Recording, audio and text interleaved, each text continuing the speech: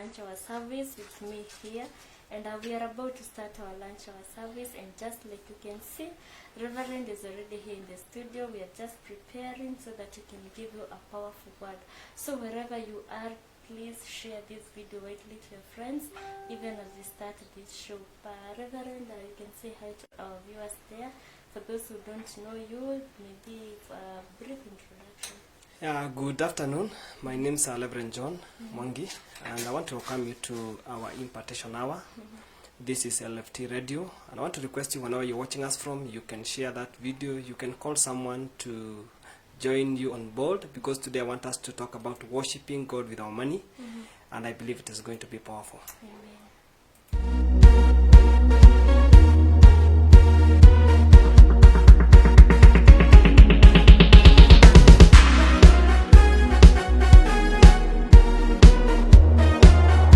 The evil spirit, you cannot transact any business in the spirit without sacrifice. And there are a few things that I want us to focus, and maybe perhaps you can open your Bible in the book of Malachi. The evil spirit, you cannot transact any business in the spirit without sacrifice. And there are a few things that I want us to focus, and maybe perhaps you can open your Bible in the book of Malachi. Chapter 1, there are two verses there that I want us to read. Malachi chapter 1, it is the last book in the Old Testament. Chapter 1, you read verses 6 through 8. Okay. Malachi chapter 1, verse 6 to 8. It says, "A son honors his father, and a servant his master. If then I be a father, where is my honor? And if I be a master, where is my fear? Says the Lord of hosts to you, O priests that despise my name, and say, wherein have we despised your name? You offer polluted bread upon my altar, and you say, wherein have we polluted you? In that you say, the table of the Lord is contemptible. And if you offer the blind for sacrifice, is it not evil? And if you offer the lame and sick, is it not evil? Offer it now to your governor. Will he be pleased with you, or accept your person? Says the Lord of hosts." If you have followed that, the Lord is concluding in verses 8 saying, the Lord of hosts. And anytime you hear God speaking as the Lord of hosts, he speaks as the government of heaven, because God has the government. He's the king, and any place there is a king, there is kingdom, and where there is a kingdom, there is a throne. So God is speaking not just as the God of the universe, but he's speaking as the God of war, because host means he has the battalion, he has the army that is behind him. And if you follow that verse, and there is another that I'm gonna read. The Lord is not speaking. He's not speaking while he's so happy. This is not an expression of somebody who is smiling. God was mad with the church. He was mad with the believers, because he says in verses 6, "At where is my honor?" He's asking a question. You say you honor me. Remember, Jesus said to the Pharisees, when they came before him, telling him, "Oh, we love you. You are doing marvelous things. You are amazing, God." But Jesus rebuked them. He told them that you worship me with your lips, but your hearts are far away from me. And God is asking a question, saying, "Where is my honor? And if I am your master, where is my reverence? If I am your master, where is the honor? Where is that honor that you speak with your words?" But he continues saying in verse 7 that you offer defiled food in my altar. Begin now to check on your heart. What do you offer in the altar of God? Because you may give. Remember,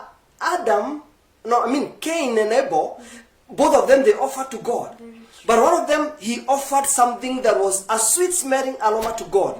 But the other one offered because it was a time to offer. And I'm tired. When I talk about worship is not, I've been saying, worship is not singing. Worship is not having an organized praise and worship and lining up on the altar and taking a microphone and begin to combine words. That is not worship. And I said worship, it is something that is coming in your spirit. And today I want us to see how much we can love God with worship. How much we can love God with what He has given us. And remember, even Jesus make it clear for a Samaritan woman. Because the Samaritan woman was telling Jesus, you know what? We've been worshiping God in this mountain.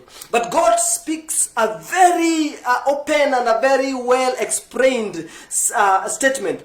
That the time is coming whereby the true worshippers will not only worship me in this mountain, but they will worship me in truth and in spirit. In other words, when God was speaking that to Samaritan woman, He was talking about the time is coming. We are not going to measure the level of worship by the words of your mouth, by the act of your conduct, but I'm going to weigh from your heart how you worship God. Amen. Amen. And now God is so mad with the church of Israel, and He's telling them, you call me, you honor me. How do you honor me? And I'm asking you, you say you honor God. You say you love God. How do you honor God? What do you offer to God? Because God is not only interested with you, but is also interested with your money, your position, your blessings, your wealth. Is interested with that. Listen to what He's saying in the book of 1 King, chapter 3, verses 3 to 5. 1 King, chapter 3, 3 to 5. And I want us to see this story special for this man called Solomon. Solomon was the wisest man according to the Bible. But I want us to see the genesis of his wisdom. Remember, he didn't just come and ask God for wisdom, and God, let me tell you one thing. God does not answer us our prayer because we have prayed. But our prayer is answered. Is God act in every prayer through the measure or the level of the sacrifice. And I'll back that in short. Amen. Are you there in 1 King chapter 3 verses 5? 3 to 5. Chapter 3, 3 to 5. Okay, the Bible says, and Solomon loved the Lord, walking in the... Hold that. And Solomon loved God. So, we will see, he didn't just love God with heart. But what happened? Continue reading. Walking in the statutes of David his father, only he sacrificed and burned incense in high places. And the king went to Gibeon to sacrifice there, for that was the great high place. 1,000 burnt offering did Solomon offer upon that altar. In Gibeon the Lord appeared to Solomon in a dream by night, and God said, ask what I shall give you. And Solomon said, you have showed to your servant David my father great mercy. Where are you? Get to number 5. Yeah. Okay, there is something here, very, very powerful, Pesh. According to Israel, it was a recommendation that when you become a king, you are to give one bull during the coronation service. During that time of inauguration, you are to give one bull. But now, Solomon is loving God. And the Bible says in verses 4, he gave God 1,000 bulls. Remember, it is a requirement to give one bull. But he gave God 1,000 bulls. Why? Because he loved God. And now, God is now appearing to Solomon in a dream. And he's asking Solomon, what shall I give to you? Just imagine, you have touched the heart of God. It is not you praying to God. It is not you asking God, oh Lord, I need this, I need money, I need my business to grow. But now God is coming to you asking you, what shall I do to you? Because you have challenged God. It was a requirement. If you could have given a bull, it was okay. Because that was the procedure. But now he has crossed the boundary beyond the measure that God has put. And now he has gone beyond even not even 100, not even 10%, not even 20%, but he went to 1,000. He gave 1,000 bull, and it touched the heart of God. Amen. And the bottom line of this, it is because he loved God. Amen. And it is my challenge to you this afternoon. Do you love God? You can worship God. Remember, I said earlier that the Pharisees, they worshipped God. But Jesus said, you worship me with your lips, but your hearts are far away from me. If you have something that belongs to you, if you have something that God has given to you, and you don't share with God, even if you speak with your own tongue, you speak in tongues, you speak to the language of the angels, God does not measure the power of love. It is like a child. I have 2 boys. And anytime I buy something, especially to a younger boy, he's called Prosper, I'll give him something, and the next minute I'm asking that maybe a present. I'm asking it back, and the boy will try to refuse. Doesn't want to give it back to me, and that is the act that we have in the church. And that is if you are not a giver, if you are not a faithful giver, if you give because there is a push, you are a child, not even a child. You are.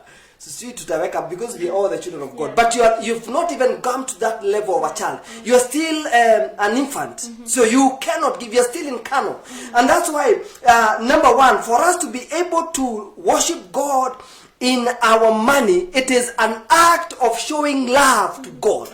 Anytime you give God money, anytime you give God your resources, anytime you take what you love most and give it to God, it is an act of loving God. Because you can love God, you can sing so well. And I've been saying this, and I said today I'll speak things that maybe they will be contradictive. They're the worshippers. I know many of them. They worship so well, Pesh. They will sing until the heaven open. But when you look at about their life, they're still living a miserable life. And I've come to teach you the spiritual transaction. You cannot be able to transact any spiritual business. Okay, listen to this. Prayer and fasting will build you in the spiritual things. You'll know God more. You know the voice of God. You'll understand when God speaks. You'll have a revelation of the word of God. You'll have all those spiritual matters. But if you don't give, pesa utakuwa naionea kwa visasa. Utakuwa ukiona tu watu wamebarikiwa, but your life is still there, because the money transaction in the spiritual realm, it is to give. And that's why Jesus himself, God said in John 3:16, for God so loved the world that he gave. He did not say let there be I reconcile man and God. He didn't say let there be an open heaven and every man whoever has sinned against me, I'm recalling you back, I'm reconciling with you. But God had to give. And that's why you see any covenant that God has made in the Bible, it was through the power of giving. Remember when God is speaking to Abraham, and he said to Abraham that I'm going to bless you, I'm going to make you a father of great nation. God has spoken. But the next day God is appearing to Abraham, and he's telling Abraham, go get me a heifer, go get me a dove, go get me a young ram.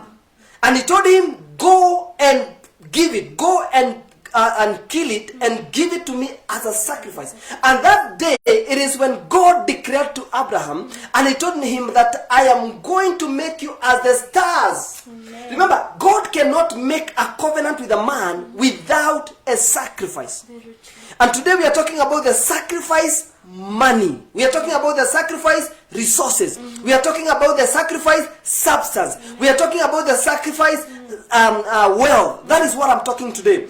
And the second way for you to be able to worship God with your money, it is a way of a trust. You're trusting God, or God is trusting you with whatever you have. And in the book of 1 Kings chapter 17 verses 13 and 14, 1 Kings 17, 13 and 14, the Bible says, and Elijah said to her, do not fear, go as you have said, but make me a small cake from it first, and bring it to me.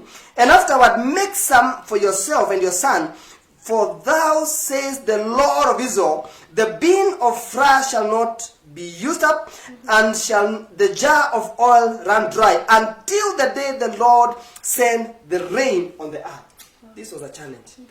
Imagine, the economy of the nation is bad. We don't have money, we lost our job, we lost our business, things are not working. And a prophet of God is coming and telling you, the only money you have in your account, the only survival that can help you until the economy of the nation open up. Somebody is coming and telling you, bring it to me first, I want to consume that.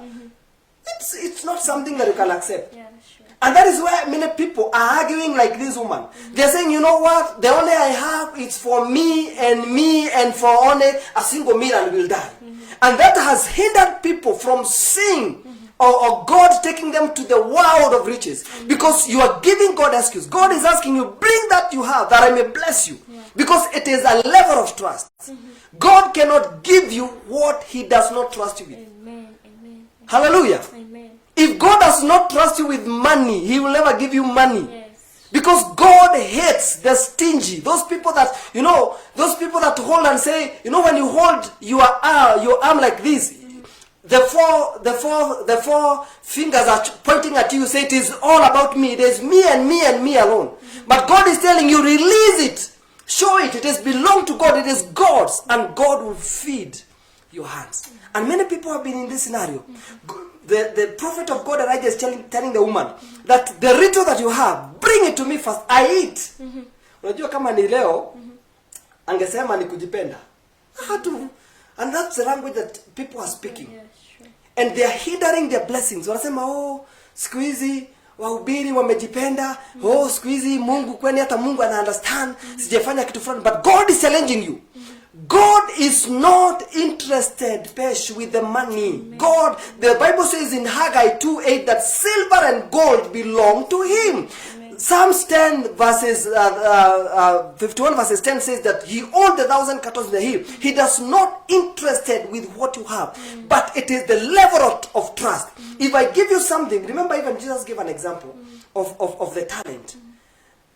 Somebody came and gave 5 talent to one person, he gave 4 to another person, he gave 3 to another person, and he gave 1 to another person. The person was given 1, which was the least. Alienda kaiweka. Na akasema, mimi siwezi, mtu hawezi nitumia ati nimtengenezee hizi vitu za 4. Lakini wale 5 wakazifanya zikakuwa ngapi? Zikakuwa 10. When the owner came, the Bible says he took the 5 plus the 5, akampatia zote, akamwambia this is your reward. Yule mwenye alikuwa na moja akaambiwa, even this one, I'm taking it away from you. And many people have been denied. Many people have been denied their blessings for one reason, because God wants to trust you with something. Actually, he's putting just a very low test. How are you faithful in tithing? Are you faithful in tithing? You're getting 10,000 shillings. God just need 1,000. 9,000 belong to you. Are you faithful with that 1,000? And tomorrow you want God to give you 20. He can't give you 20 if you're not faithful with 1. How does God give you 20? But if God sees that you're more faithful, you're giving more and more and more, God will continue increasing,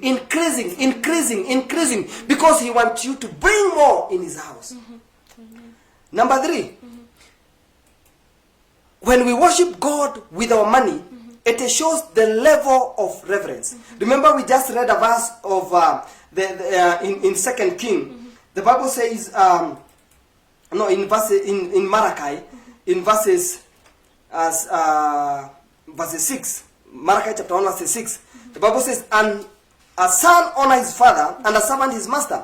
If then I am the father, where is my honor? And if a master, where is my reference? Says the Lord of hosts, you are priests who despise my name, yet you say, in what way have we despised you? Because if you honor God with what he has given you, it is an act of reverence. You tell God, oh Lord, I'm so grateful that you have blessed me, and therefore I give it back to you as a way of reverence to you. I give it back to you as a way of honor to you. And I've come to tell you that God is looking for worshipers. Not just people that will worship God with singing, but people that will know worship has so many dimensions. It is when you take to the house of God and tell God, Father, I am honoring you. I am blessing you. Father, I am coming back to you as a reverence, as a way of saying thank you for what you have done to you, because God is looking for worshippers.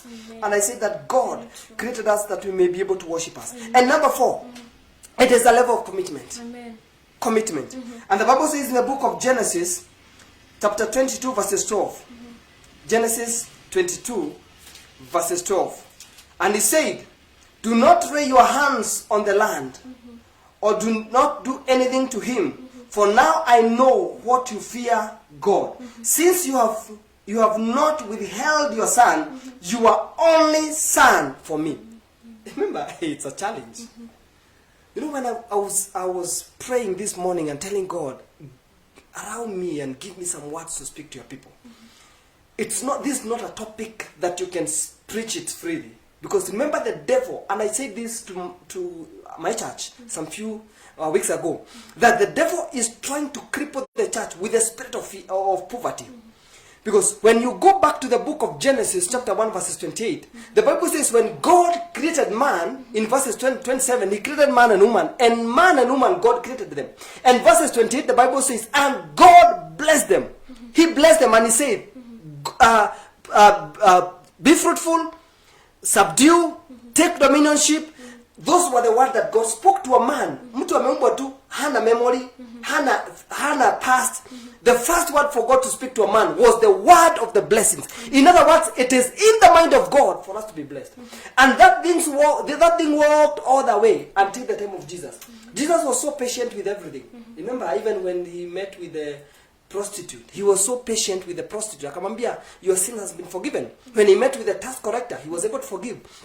But there is one scenario about Jesus was not patient with, when he met with a fig tree which was not productive. The Bible says he cursed the fig tree. Why? Because it was not producing fruit. It was not successful. And in the life that we live, God hates poor. Mungu hapendi umaskini, because he's a rich God. If you are poor, if you are living in a poor life, whom kingdom are you demonstrating? Because silver and gold belong to him. He owned thousands cattle in a hill. Whose kingdom are you demonstrating? And that's why God has given us a channel that we may be able to be blessed. And anytime we live in poverty, it is the devil. By the way, poverty is spirit. Poverty is an evil spirit. Poverty is ni roho chafu kutoka kuzimu. Na shetani anaiweka pale so that he may make us poor, so that tomorrow pesha atakuja kuambia kuna solution. Now the solution of the devil is not cheap. He will tell you, if you need a car, okay. Okay, so I'll give you a car. But with one condition, give me a son. Right. It's not. Now, that's why I say there is no spiritual business that is transacted without sacrifice. Kwa nini wewe unaenda kwa mganga unatoa mbuzi, unatoa kondoo, unatoa kuku, lakini ukikuja kwa Mungu, by the way, I'm tired, I'm fed up with the giving people do in the church. Not in my church, in the church of Christ. You find somebody, God does not look on what you give, Pesh. God look at the balance. He does not look here on peana. He looks at the balance. And that's why when the Pharisees were giving, they came dancing, and they gave a lot of money on the basket. But one window came and gave a coin. But Jesus focused on that. No, Jesus was there. And I'm challenging my men of God who are watching me. Begin to watch what your people give. Because if you want them to be blessed, you need to dictate in that area. Because otherwise, you'll be a pastor of poor people. Whose kingdom are you demonstrating? Jesus was there. He was looking. Anaangalia anaona so and so Pharisees James ametoa 1 million. Pharisees Scheme ametoa 10 million. Pharisees so and so Kamau Njoroge Otieno ametoa 500,000. But they are balanced. They have billions of money. But this widow came and gave everything that he had. And God said, out of all of you, the person that has given faithful is this woman. And they were bragging, saying, I've given a lot. Because God does not focus on what you give. Amen. He focuses on the balance. Because you may brag that you have given. Let me ask you a question. Because we are in partition now. Let's challenge each other. Hiyo nywele umevaa ni ya pesa ngapi? Pesa ngapi hiyo nywele? Hiyo dress ulivaa Sunday ni ya pesa ngapi? Okay, pesa yenye ulitoa Sunday kwa ibada ilikuwa pesa ngapi? Compare with your physical truth, from head to the toe umevaa 5,000. And you are not even ashamed giving God 50 shillings. And you're saying, oh God, I love you, I honor you. God said in Malachi chapter 1, you called me your father. How do you honor me? How do you show reverence in me? You give to me something that is defiled. Unanipa kitu ambacho kimetiwa najisi. Something that even to you it's a balance.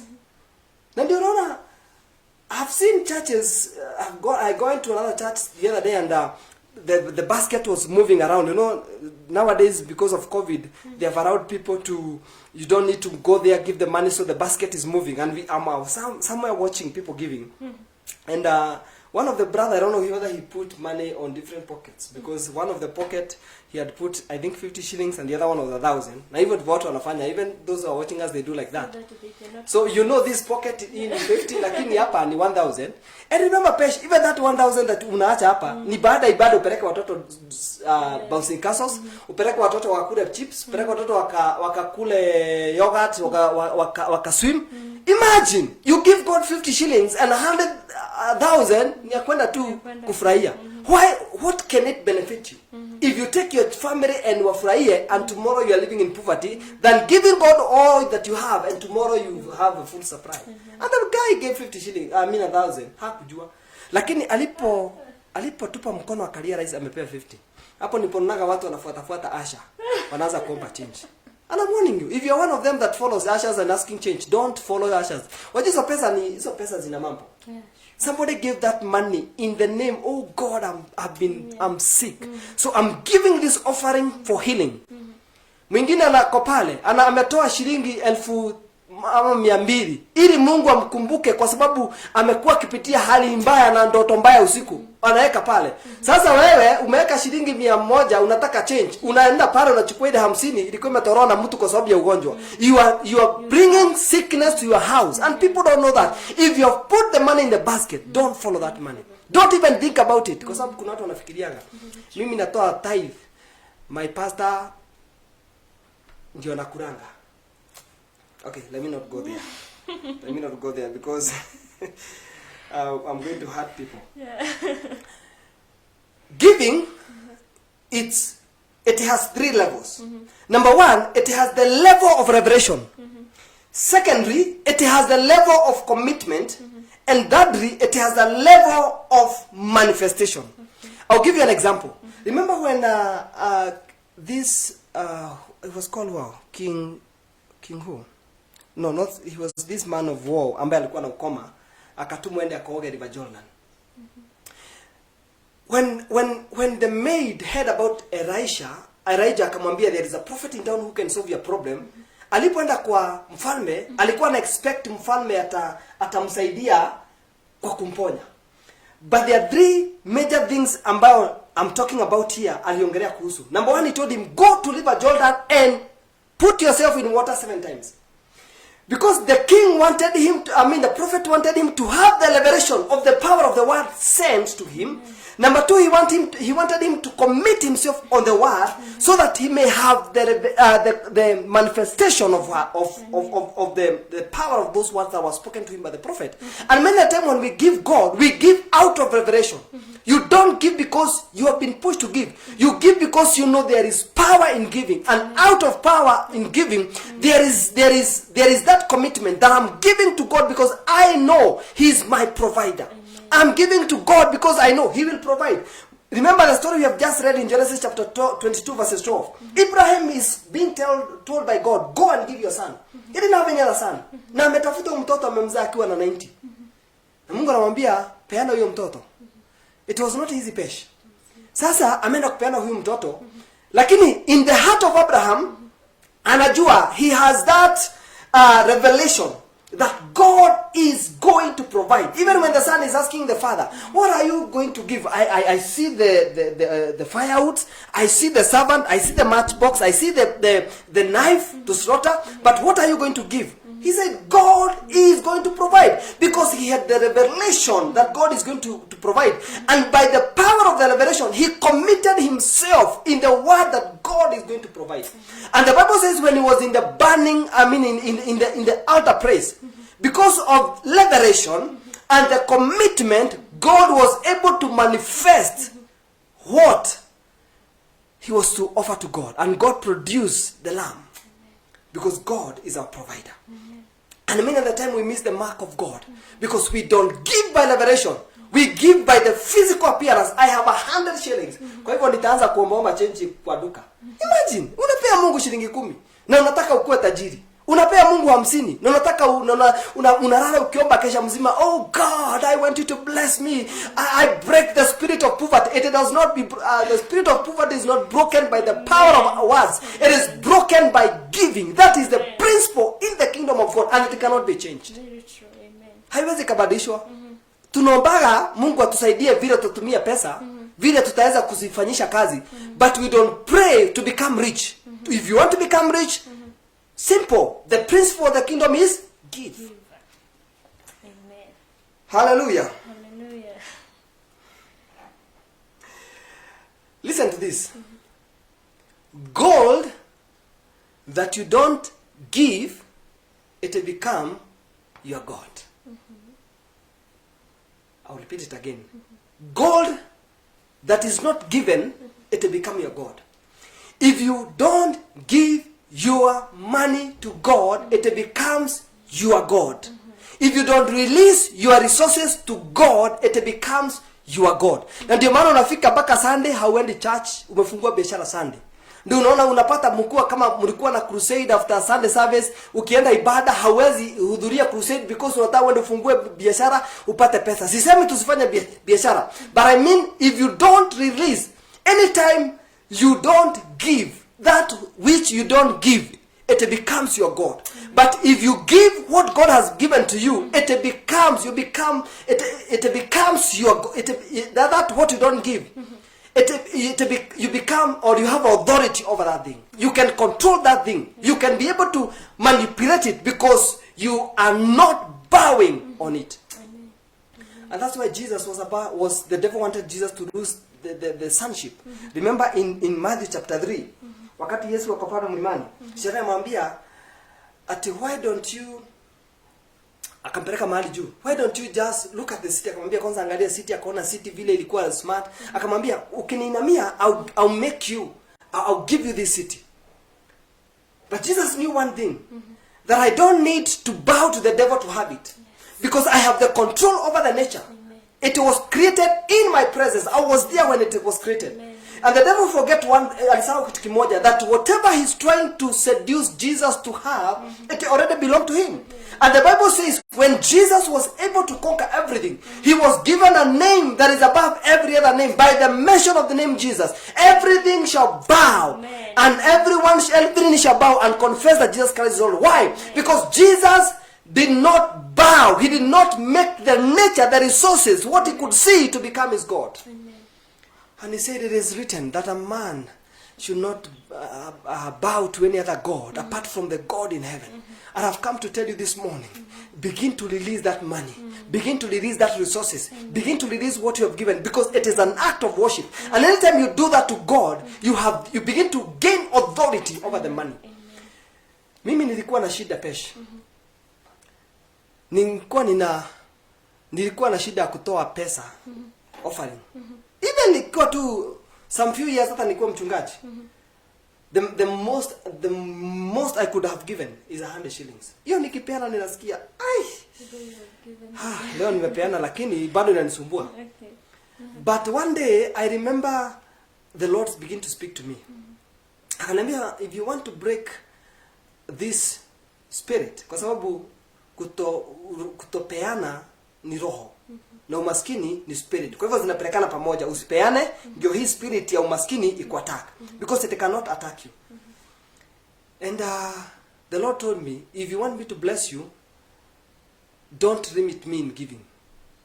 Na kuanzia siku hiyo nikaambia Mungu, I'll never ever limit you. It was not easy because it's something that I was struggling with. Remember, the devil he's the rod of poverty.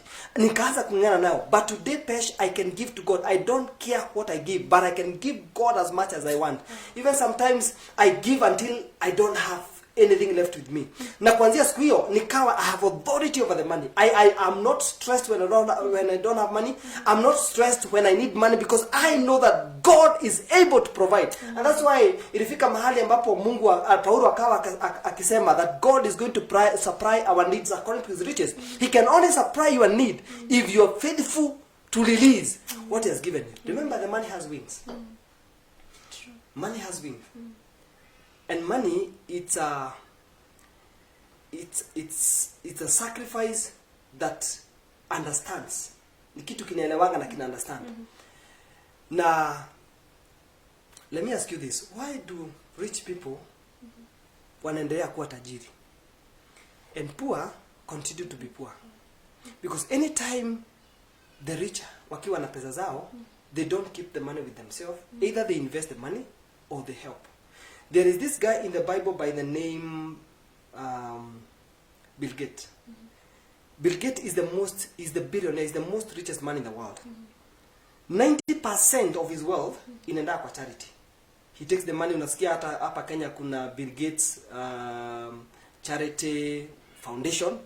Unaenda Uganda, Tanzania, there is Bill Gates charity foundation. That money is set aside to help the poor, to build a latrine in Kibera, to help the poor girl in Kibera, to take the orphan child in school. That is how that money works. But Bill Gates is not a born-again Christian. Muslims, they don't know God. You have God in you. You have Jesus. You have the Holy Spirit. You are the temple of God. You carry God in you. But in your heart, unapata wewe unajua Mungu unaishi katika umaskini. I wrote something yesterday that when you look at the world of Muslims, go to Middle East, Pesh. Wamedominate kuanzia Dubai, Qatar, all the way to Saudi Arabia.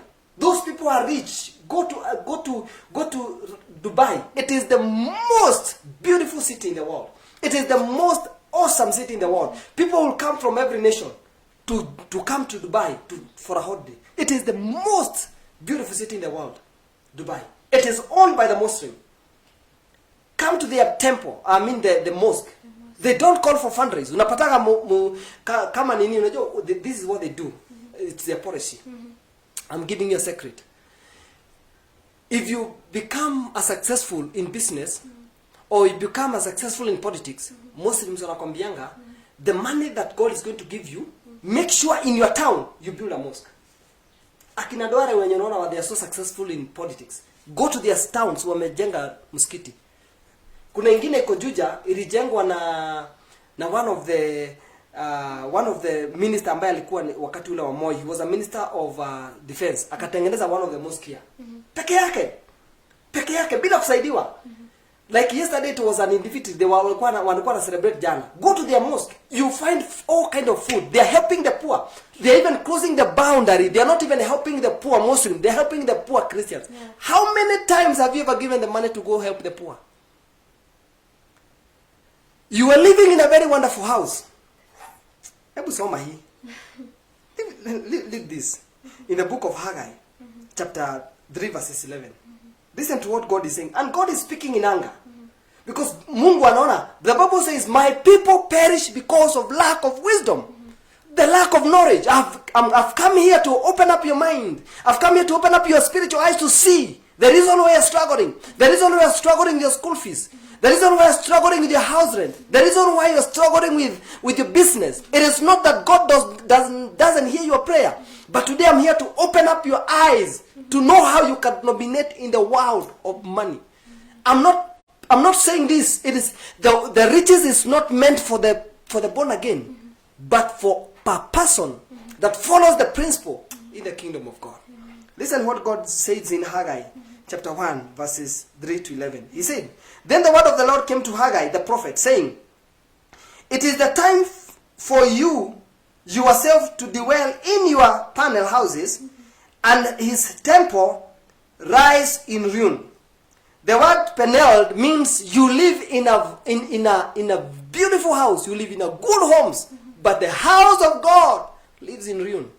You sitting in your house in a very expensive coach, but in the church watu wanakalia bench. Shame on you. Oh God, I love you. I worship you. You're wearing a 5,000 clothes, but you're giving an offering of 50 shillings. Shame on you. You are worshiping God with your mouth, but your heart is far away from God. And these are the words that the Lord is speaking to Haggai. He's telling Haggai that you live in a paneled house, but my house is in ruin. Verses 5. He says, now therefore, thus says the Lord of hosts, consider your ways. Angalia njia zako. Mungu amekasirika. Angalia njia zako. Verse 6 he says, you have sown much and bring little. Unapanda lakini mavuno ni kidogo. You eat but you not get enough. You eat, unakula lakini haushibi, unoni, unapata uko na kilo 50. Una usongi, you are still there. You are investing but there is no growth. Why? You eat but there is not enough. He says you drink, but there is not enough to be filled in your cup. You clothe yourself, but you are not warm. You're trying even to look beautiful, do the makeups, but what it is the glory of God that makes us shine. It's the glory of God that makes us tunakubalika. Remember, Esther and Vanishi and the other queens walikula chakula za mfalme, but Esther alikula the ordinary food. But the Bible says when he appeared before God, because the favor of God was upon him, the king said, wow, I need that. Listen to this.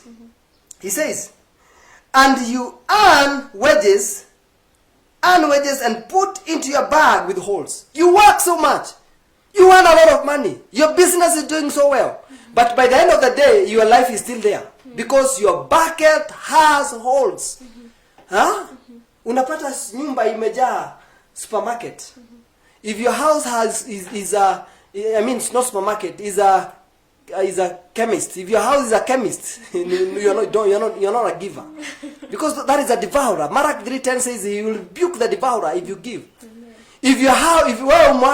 I said this another day, that if you are ever ironed your clothes, ikachomwa na pasi, wewe hautoagi tithe.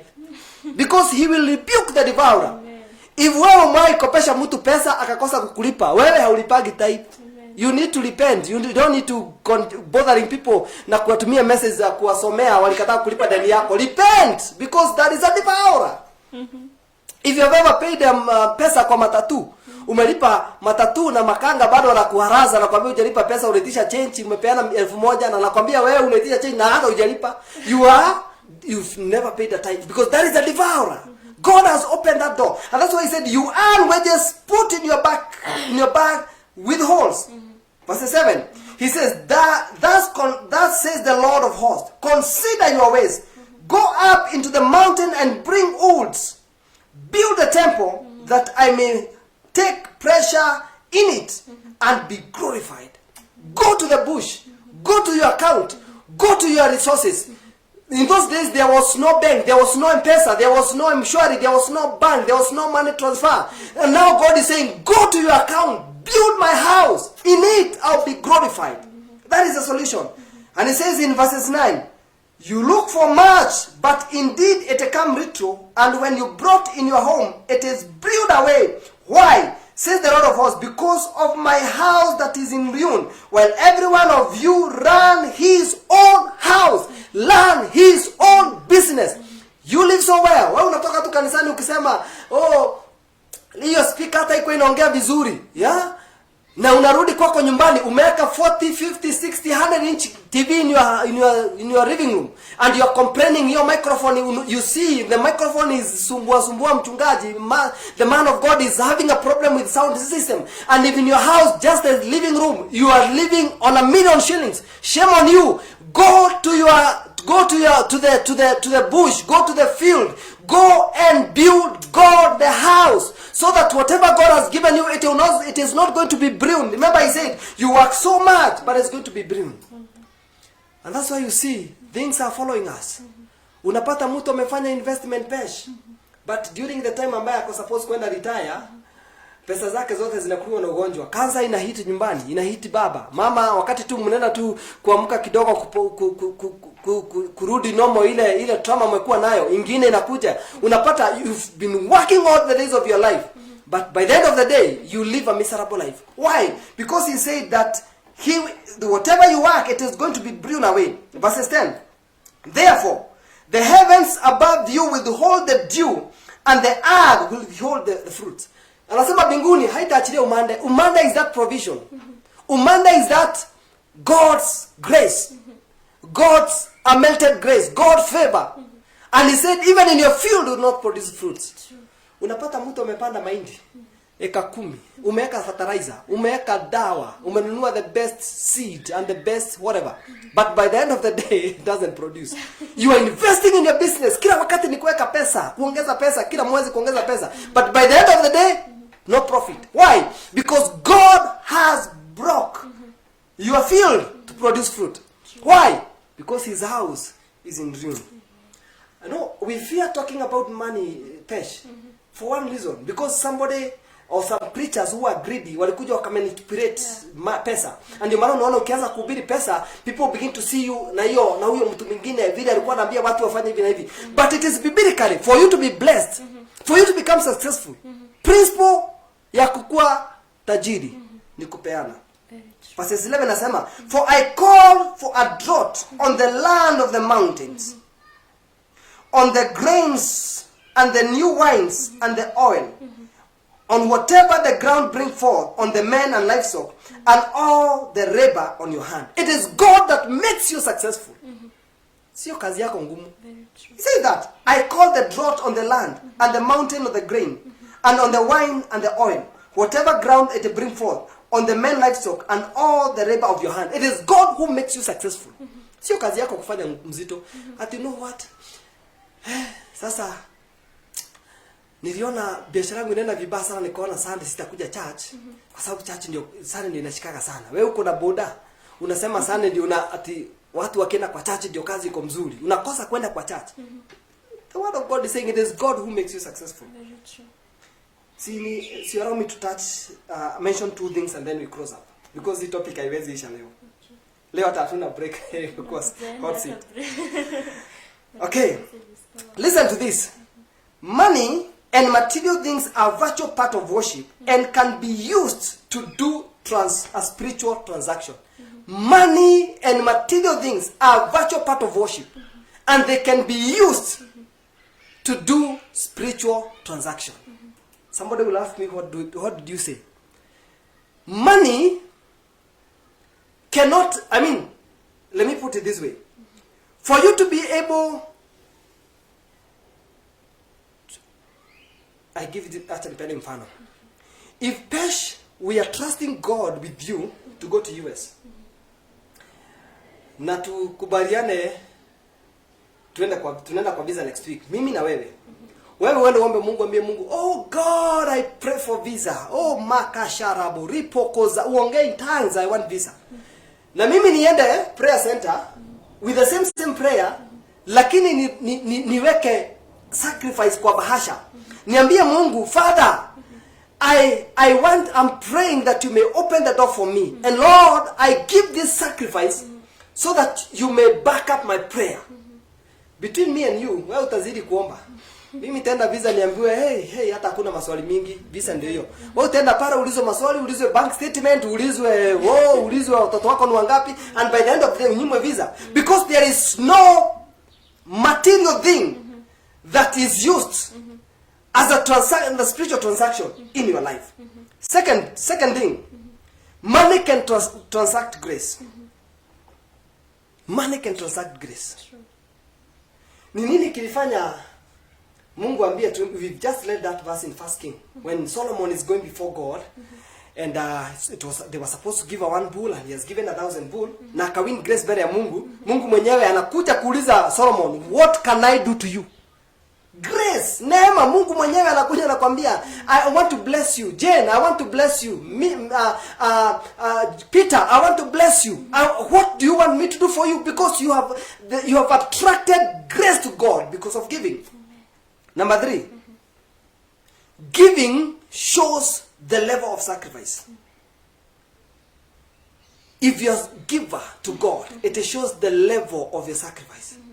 Because God has not measured the level of sacrifice because of going to church very early in the morning, by giving and doing all those things. But He looks at different aspects of life. How you live, how you give, and how faithful you are to God. He measures that. And giving is one of the ways that God measures the level of your sacrifice. Amen. And finally, money can be used to seal spiritual covenants. Spiritual covenant. Remember when God is making covenant with Abraham, anamwambia, go bring me a heifer, go bring me 2 birds, go bring me a pigeon, go bring me this. And when the Bible says when he bring it, walipoitoa, ilipoichinja, maandiko ikasema Mungu alipoiteketeza na moto, Biblia inasema it became a sweet smelling aroma to God. Na maandiko ikasema God declared to Moses that I'm going to make you a father of great nation. Remember Noah, he's coming from ark. He has given two akazingiza kwa Noah. Lakini alipotoka pale, remember hata kuna upungufu because they were only there for 40 days. Amechukua ng'ombe 2, mbuzi 2, ndovu 2, kuku 2. Kwa hivyo kuna upungufu. Kama kuku ni 2 na utoa hizo kuku, hiyo generation inaisha. But the Bible says when he came out of the ark, he gave God a sacrifice. Out of the ritual. Unajua wakati mwingine tunaambia Mungu, niko na kidogo, Mungu sasa nikitoa itabaki na nini? No, hakuuliza Mungu maswali. The Bible says he gave. And when he gave, the Bible says God said to Noah, never again will I kill a man with water. Na Mungu akatoa rainbow as a covenant, that this is a covenant. I swear with this that I will never kill a man with water. I think we can take a break. Okay. Or we finish up kabisa.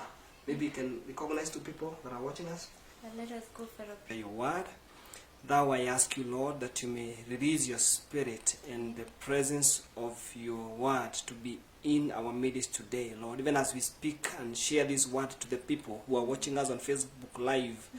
And Lord, some are within this nation and others are outside the boundaries of this nation. I pray that your word will touch them, Lord, in a very powerful way. I give you praise and I honor you. In Jesus' powerful mighty name we pray. Amen. Amen. Once again, I want to welcome you back to our lunch hour impartation hour. This is RFT Radio. And I want to request you once again, you can share the video, you can invite a friend to watch together with you. And you can invite someone. If you have bundles and you have someone who doesn't have a bundle, you can invite him to watch together with you, because I'm going to speak some few things that are touches our lives every day. And for months now, we've been talking about worshiping God, our praise and worship. And today I want us to see how we can be able to worship God with our money. And this is one of the contradictive topic I've ever taught, because I know the devil is fighting the church. I wrote something yesterday in my blog, and that the devil wants to kick the church, or he wants to oppress the church with the spirit of poverty. And he knows very well that if the church does not give, if the people does not give, they are breaking one of the principle in the kingdom of God. Because Jesus said that give that you may receive, and he said that the hands that giveth, it is the hand that receiveth. And I said something on my blog that salvation is compiled with 3 things. It is compiled with faith, born again, and giving. So you may be born again, you may have faith in God, but if you don't give, you've not completed the circle, because the circle is completed by giving, being born again, and also having faith in God. And today I want us to check some few things that we need to do, or we need to focus when it comes to the area of giving, because we've seen, for example, before I read the word of God, we've seen the big churches, the mainstream churches. They have the procedure how to give. They have the way how they give. In their churches, giving is not an option. But when you come to the Pentecostal churches, giving becomes a free will. It's become a freestyle. You can give if you want. If you don't give, you don't give. But when you go to those churches, the mainstream churches, giving is a compulsory. If you don't give, they don't count you as one of them. Another example is when you go to the Muslim. I've never seen a mosque having a fundraise to build a mosque. But you find one person making it, building it with his own money, without argument. And there is something that I want to say here, that in the spiritual realm, or in the spiritual atmosphere, it only have one principle, which crosses both sides. In the spiritual life for the born again Christian, and in the spiritual life of unborn Christian, and even in the evil spirit, you cannot transact any business in the spirit without sacrifice. And there are a few things that I want us to focus. And maybe, Pesh, you can open your Bible in the book of Malachi, chapter 1. There are 2 verses there that I want us to read. Malachi chapter 1. It is the last book in the Old Testament. Chapter 1, you read verses 6 through 8. Okay. Malachi chapter 1, verse 6 to 8. It says, "A son honors his father, and a servant his master. If then I be a father, where is my honor? And if I be a master, where is my fear? Says the Lord of hosts to you, O priests that despise my name, and say, wherein have we despised your name?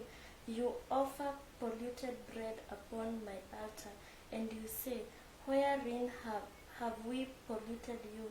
In that you say, the table of the Lord is contemptible. And if you offer the blind for sacrifice, is it not evil? And if you offer the lame and sick, is it not evil? Offer it now to your governor. Will he be pleased with you or accept your person, says the Lord of hosts. If you have followed that, the Lord is concluding in verses 8 saying, the Lord of hosts. And anytime you hear God as speaking as the Lord of hosts, he speaks as the government of heaven, because God has the government. He is the king, and any place there is a king, there is kingdom. And where there is a kingdom, there is a throne. So God is speaking not just as the God of the universe, but he's speaking as the God of war, because host means he has the battalion, he has the army that is behind him. And if you follow that verse, and there is another that I'm gonna read. The Lord is not speaking. He's not speaking while he's so happy. This is not an expression of somebody who is smiling. God was mad with the church. He was mad with the believers, because he says in verses 6, "At where is my honor?" He's asking a question. You say you honor me. Remember, Jesus said to the Pharisees when they came before him, telling him, "Oh, we love you. You are doing marvelous things. You are amazing, God." But Jesus rebuked them. He told them that you worship me with your lips, but your hearts are far away from me. And God is asking a question, saying, "Where is my honor? And if I am your master, where is my reverence? If I am your master, where is the honor? Where is that honor that you speak with your words?" But he continues saying in verse 7 that you offer defiled food in my altar. Begin now to check on your heart. What do you offer in the altar of God? Because you may give. Remember, Cain and Abel, both of them, they offered to God. But one of them, he offered something that was a sweet smelling aroma to God. But the other one offered because it was a time to offer. And I'm tired. When I talk about worship, worship is not, I've been saying, worship is not singing. Worship is not having an organized praise and worship and lining up on the altar and taking a microphone and begin to combine words. That is not worship. And I said worship, it is something that is coming in your spirit. And today I want us to see how much we can love God with worship. How much we can love God with what he has given us. And remember, even Jesus make it clear for a Samaritan woman. Because the Samaritan woman was telling Jesus, you know what? We've been worshiping God in this mountain. But God speaks a very open and a very well explained statement. That the time is coming whereby the true worshippers will not only worship me in this mountain, but they will worship me in truth and in spirit. In other words, when God was speaking that to Samaritan woman, he was talking about the time is coming. We are not going to measure the level of worship by the words of your mouth, by the act of your conduct, but I'm going to weigh from your heart how you worship God. Amen. And now God is so mad with the church of Israel, and he's telling them, you call me, you honor me. How do you honor me? And I'm asking you, you say you honor God. You say you love God. How do you honor God? What do you offer to God? Because God is not only interested with you, but is also interested with your money, your possession, your blessings, your wealth. He's interested with that. Listen to what he's saying in the book of 1 King, chapter 3, verses 3 to 5. 1 King, chapter 3, 3 to 5. And I want us to see this story especially for this man called Solomon. Solomon was the wisest man according to the Bible. But I want us to see the genesis of his wisdom. Remember, he didn't just come and ask God for wisdom, and God, let me tell you one thing. God does not answer us our prayer because we have prayed. But our prayer is answered. Is God act in every prayer through the measure or the level of the sacrifice. And I'll back that in short. Amen. Are you there in 1 King chapter 3 verses 3 to 5? Chapter 3, 3 to 5. Okay. Okay, the Bible says, and Solomon loved the Lord, walking in the... Hold that. And Solomon loved God. So, we will see, he didn't just love God with heart. But what happened? Continue reading. Walking in the statutes of David his father, only he sacrificed and burned incense in high places. And the king went to Gibeon to sacrifice there, for that was the great high place. 1,000 burnt offering did Solomon offer upon that altar. In Gibeon the Lord appeared to Solomon in a dream by night, and God said, ask what I shall give you. And Solomon said, you have showed to your servant David my father great mercy. Where are you? Get to number 5.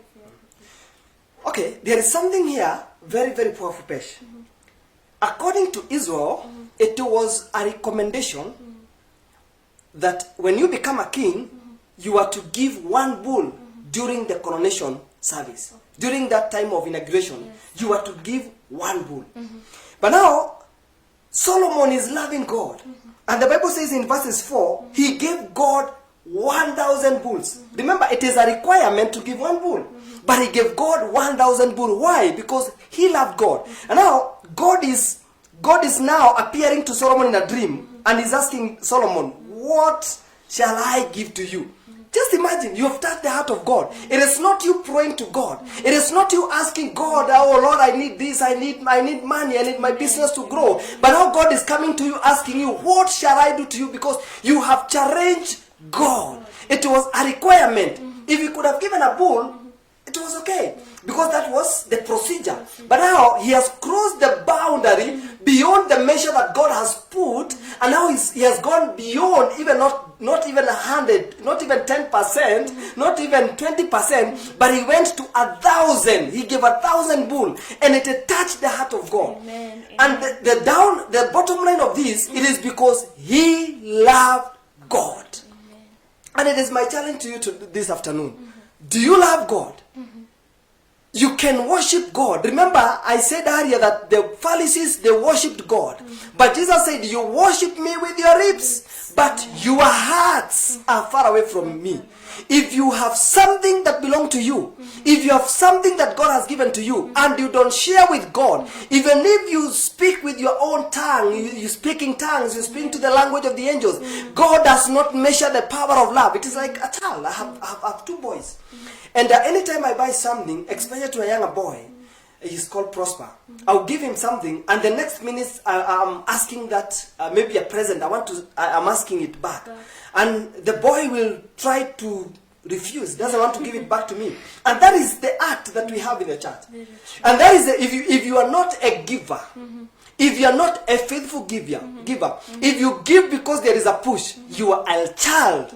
Not even a child. You are.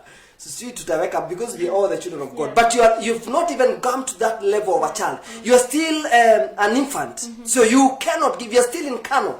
And that's why, number one, for us to be able to worship God in our money, it is an act of showing love to God.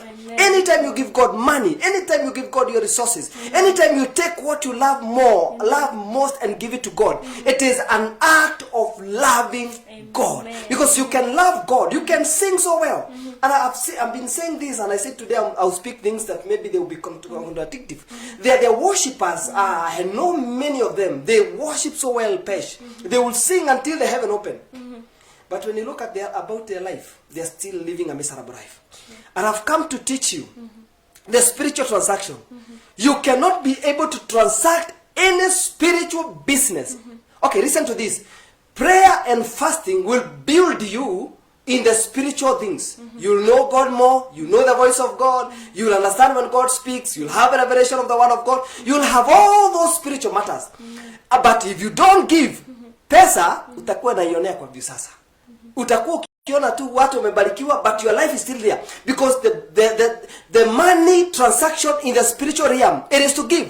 And that's why Jesus himself, God said in John 3:16, for God so loved the world that he gave He did not say, let there be, I reconcile man and God. He didn't say, let there be an open heaven, and every man, whoever has sinned against me, I'm recording you back, I'm reconciling with you. But God had to give. And that's why you see, any covenant that God has made in the Bible, it was through the power of giving.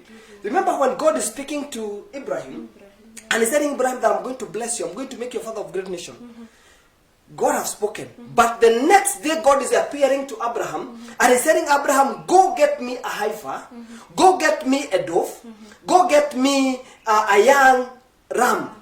And he told him, go and give it, go and kill it and give it to me as a sacrifice.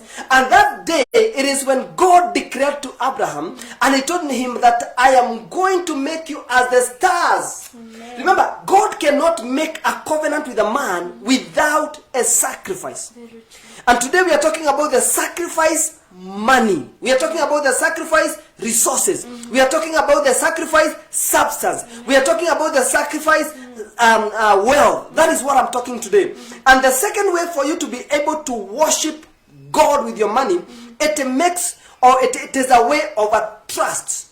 You're trusting God, or God is trusting you with whatever you have. And in the book of 1 Kings chapter 17 verses 13 and 14, 1 Kings 17, 13 and 14, the Bible says, and Elijah said to her, do not fear, go as you have said, but make me a small cake from it first, and bring it to me.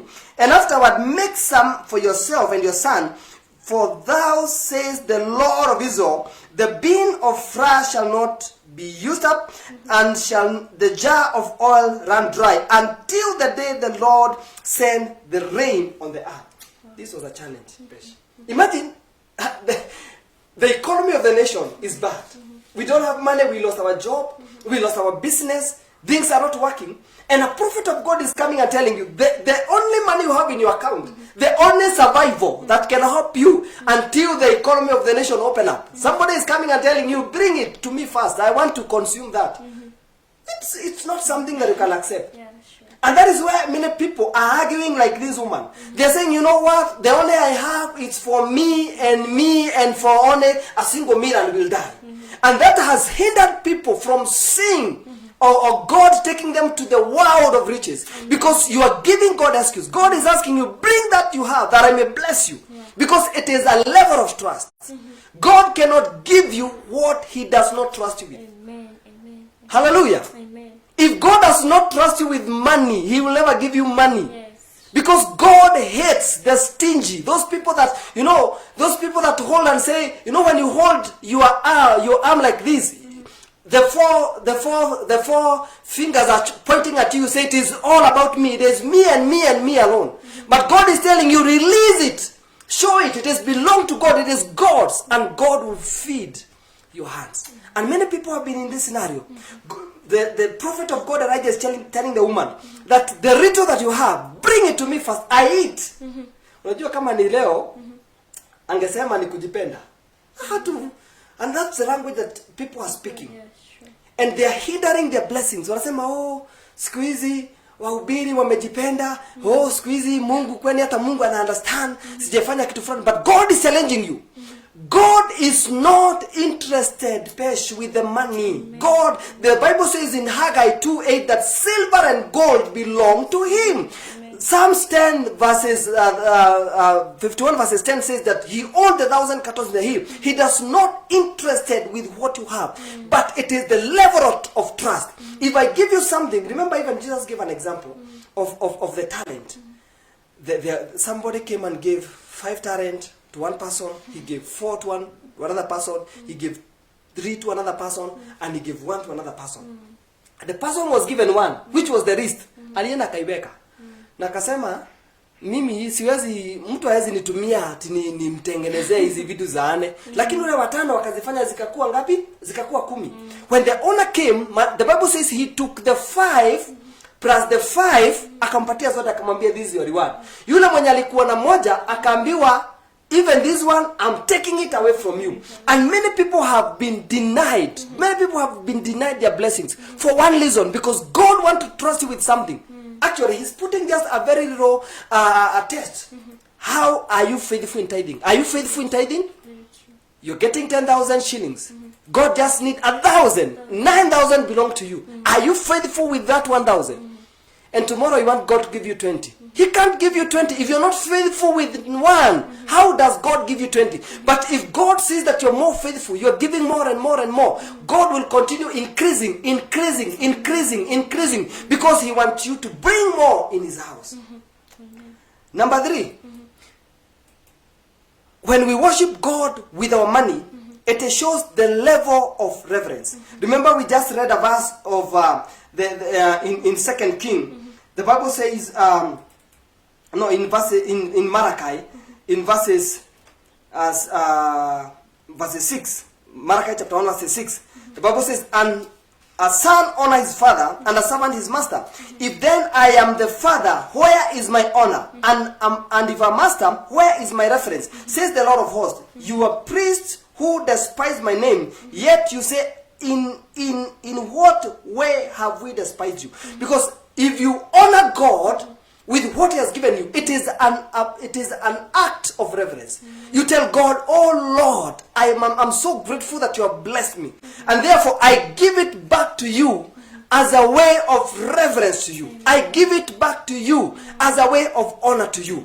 And I've come to tell you that God is looking for worshippers. Not just people that will worship God with singing, but people that will know worship has so many dimensions. It is when you take to the house of God and tell God, Father, I am honoring you. I am blessing you. Father, I am coming back to you as a reverence, as a way of saying thank you for what you have done to you, because God is looking for worshippers. And I say that God created us that we may be able to worship us. And number 4, it is a level of commitment. Commitment. And the Bible says in the book of Genesis, chapter 22, verses 12. Genesis 22, verses 12.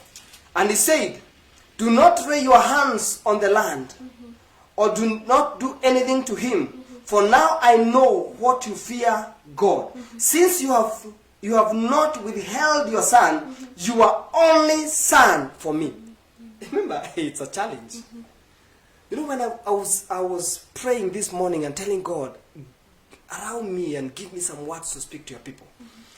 This is not a topic that you can preach it freely. Because remember the devil, and I said this to my church some few weeks ago, that the devil is trying to cripple the church with the spirit of poverty. Because when you go back to the book of Genesis chapter 1 verses 28, the Bible says when God created man, in verses 27, He created man and woman God created them. And verses 28, the Bible says, and God blessed them. He blessed them and He said, be fruitful, subdue, take dominionship. Those were the words that God spoke to a man. Mtu ameumbwa tu, hana memory, hana past. The first word for God to speak to a man was the word of the blessings. In other words, it is in the mind of God for us to be blessed. And that thing walked all the way until the time of Jesus. Jesus was so patient with everything. Remember, even when He met with the prostitute, He was so patient with the prostitute. Akamwambia, your sin has been forgiven. When He met with the tax collector, He was able to forgive. But there is one scenario about Jesus was not patient with, when He met with a fig tree which was not productive. The Bible says He cursed the fig tree. Why? Because it was not producing fruit. It was not successful. And in the life that we live, God hate poor. Mungu hapendi umaskini, because He's a rich God. If you are poor, if you are living in a poor life, whom kingdom are you demonstrating? Because silver and gold belong to Him. He owned thousand cattle in a hill. Whose kingdom are you demonstrating? And that's why God has given us a channel that we may be able to be blessed. And anytime we live in poverty, it is the devil. By the way, poverty is spirit. Poverty is an evil spirit. Poverty is ni roho chafu kutoka kuzimu. Na shetani anaiweka pale so that he may make us poor, so that tomorrow pesha atakuja kuambia kuna solution. Now the solution of the devil is not cheap. He will tell you, if you need a car, okay. Okay, so I'll give you a car. But with one condition, give me a son. It's not. Now, that's why I say there is no spiritual business that is transacted without sacrifice. Kwa nini wewe unaenda kwa mganga unatoa mbuzi, unatoa kondoo, unatoa kuku, lakini ukikuja kwa Mungu, by the way, I'm tired, I'm fed up with the giving people do in the church. Not in my church, in the church of Christ. You find somebody, no, God does not look on what you give, Pesh. God look at the balance. Hiyo ndio hesabu ya Mungu. He does not look hiyo unapeana. He looks at the balance. And that's why when the Pharisees were giving, they came dancing, and they gave a lot of money on the basket. But one window came and gave a coin. But Jesus focused on that. No, Jesus was there. And I'm challenging my men of God who are watching me. Begin to watch what your people give. Because if you want them to be blessed, you need to dictate in that area. Because otherwise, you'll be a pastor of poor people. Whose kingdom are you demonstrating? Jesus was there. He was looking. Anaangalia anaona so and so Pharisees James ametoa 1 million. Pharisees Kim ametoa 10 million. Pharisees so and so Kamau Njoroge Otieno ametoa 500,000. But they are balanced. They have billions of money. But this widow came and gave everything that he had. And God said, out of all of you, the person that has given faithful is this woman. And they were bragging, saying, no, I've given a lot. Because God does not focus on what you give. Amen. He focuses on the balance. Because you may brag that you have given. You know, let me ask you a question. Because we are in partition hour. Let's challenge each other. Hiyo nywele umevaa ni ya pesa ngapi? Pesa ngapi hiyo nywele? Hiyo dress ulivaa Sunday ni ya pesa ngapi? Okay, pesa yenye ulitoa Sunday kwa ibada ilikuwa pesa ngapi? Compare with your physical outlook from head to the toe umevaa 5,000. And you are not even ashamed giving God 50 shillings. And you're saying, oh God, I love you, I honor you. God said in Malachi chapter 1, you called me your father. How do you honor me? How do you show reverence in me? You give to me something that is defiled. Unanipa kitu ambacho kimetiwa najisi. Something that even to you it's a balance. Na ndio unaona, I've seen churches, I go into another church the other day and the basket was moving around. You know, nowadays because of COVID, they have allowed people to, you don't need to go there, give the money, so the basket is moving. And I'm somewhere watching people giving. And one of the brothers, I don't know whether he put money on different pockets. Because one of the pocket, he had put, I think, 50 shillings and the other one was 1,000. Now even even those who are watching us, they do like that. So you know this pocket in 50, lakini hapa ni 1,000. And remember, Pesh, even that 1,000 that unaacha hapa, ni baada ibada upeleke watoto bouncing castles, upeleke watoto wakule chips, upeleke watoto wakakule yogurt, wakaswim. Imagine, you give God 50 shillings and 100,000 ni ya kwenda tu kufurahia. What can it benefit you? If you take your family and wafurahie and tomorrow you are living in poverty, than giving God all that you have and tomorrow you have a full supply. And the guy gave 50 shillings, 1,000. Hakujua. Lakini alipotupa mkono akalia rais amepea 50. Hapo niponaga watu wanafuata Asha. Wanaanza kuomba change. And I'm warning you, if you're one of them that follows ushers and asking change, don't follow ushers. Hizo pesa zina mambo. Yeah. Somebody gave that money in the name, oh God, I'm sick. So I'm giving this offering for healing. Mwingine anako pale, ametoa shilingi 1,200 ili Mungu amkumbuke kwa sababu amekuwa akipitia hali mbaya na ndoto mbaya usiku. Anaweka pale. Sasa wewe umeweka shilingi 100 unataka change. Unaenda pale unachukua ile 50 ilikuwa imetorona na mtu kwa sababu ya ugonjwa. You are bringing sickness to your house and people don't know that. If you have put the money in the basket, don't follow that money. Don't even think about it kwa sababu kuna watu wanafikirianga. Mimi natoa tithe. My pastor ndio nakuranga. Okay, let me not go there because I'm going to hurt people. Yeah. Giving, it has 3 levels. Number 1, it has the level of revelation. Secondly, it has the level of commitment. And thirdly, it has the level of manifestation. I'll give you an example. Remember when it was called King who? no, not, he was this man of war ambaye alikuwa na ukoma, akatumwa ende akaoge River Jordan. When the maid heard about Elijah akamwambia there is a prophet in town who can solve your problem. Alipoenda kwa mfalme, alikuwa na expect mfalme atamsaidia kwa kumponya. But there are 3 major things ambayo I'm talking about here aliongelea kuhusu. Number 1, he told him, go to River Jordan and put yourself in water 7 times. Because the king wanted him to, the prophet wanted him to have the revelation of the power of the word sent to him. Number 2, he wanted him to commit himself on the word so that he may have the manifestation of the power of those words that were spoken to him by the prophet. And many a time when we give God, we give out of revelation. You don't give because you have been pushed to give. You give because you know there is power in giving. And out of power in giving, there is that commitment that I'm giving to God because I know He is my provider. I'm giving to God because I know He will provide.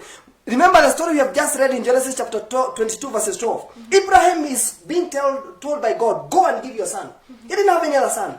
Na ametafuta mtoto amemzaa akiwa na 90. Na Mungu anamwambia peana huyo mtoto. It was not easy pesh. Sasa ameenda kupeana huyu mtoto. Lakini in the heart of Abraham, anajua he has that revelation that God is going to provide. Even when the son is asking the father, what are you going to give? I see the firewood, I see the servant, I see the matchbox, I see the knife to slaughter, but what are you going to give? He said, God is going to provide. Because he had the revelation that God is going to provide. And by the power of the revelation, he committed himself in the word that God is going to provide. And the Bible says when he was in the burning, in the altar place, because of liberation and the commitment, God was able to manifest what he was to offer to God. And God produced the lamb.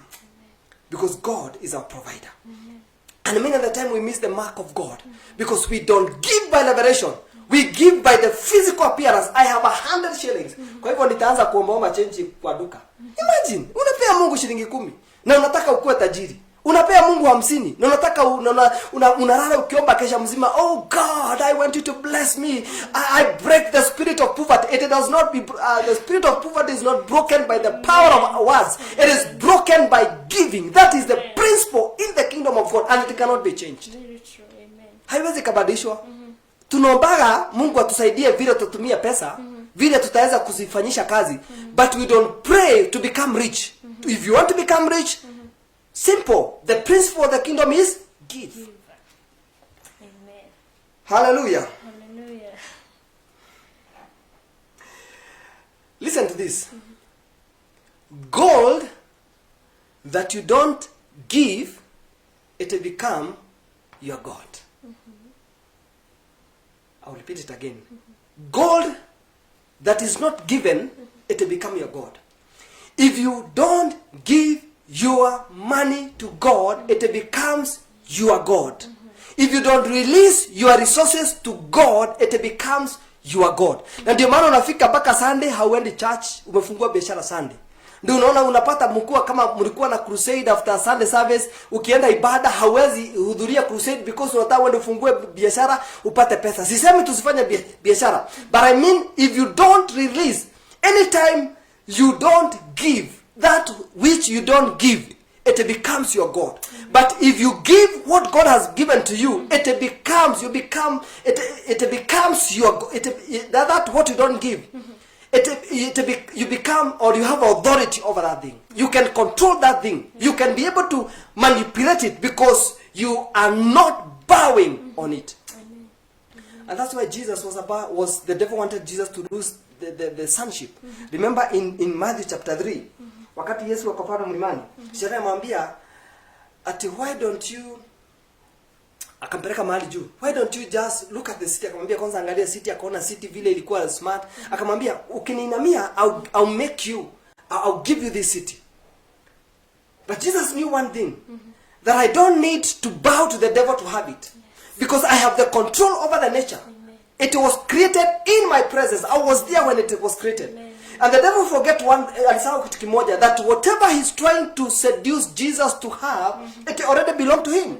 And the Bible says, when Jesus was able to conquer everything, he was given a name that is above every other name. By the mention of the name Jesus, everything shall bow. Amen. And everything shall bow and confess that Jesus Christ is Lord. Why? Amen. Because Jesus did not bow. He did not make the nature, the resources, what he could see to become his God. Amen.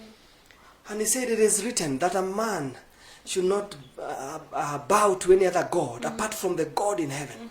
And I've come to tell you this morning, begin to release that money.